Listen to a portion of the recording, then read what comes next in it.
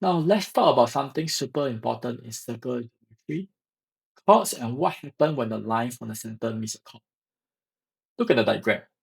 You see a line coming down from the center of the circle. That's point O. It touches the chord AB at the right angle. The little square symbol meaning that it's perpendicular. And now here's the interesting part. When a line passes through the center of the circle and it is perpendicular to the chord, it cuts the chord exactly in half. That means point C here is exactly in the middle of AB. So AC equal to DB. This line is called perpendicular bisector. Perpendicular because it meets at 90 degrees, and bisector because it slices the chord into two equal parts. Let's flip it around.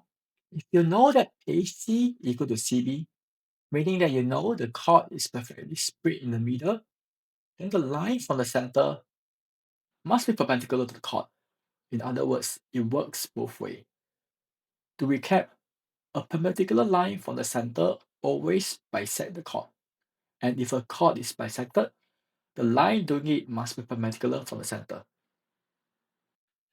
Now, try this example when you understand the concept we just learned.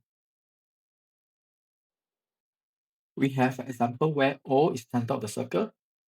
We know OB is perpendicular to the chord AC.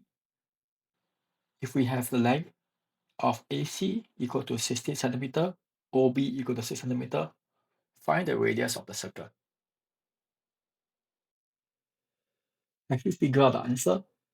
In this example, we are given that OB is perpendicular to chord AC. We just learned that perpendicular from the center of circle will bisect the chord. That means the length of AB should be equal to length of BC. We are given that length of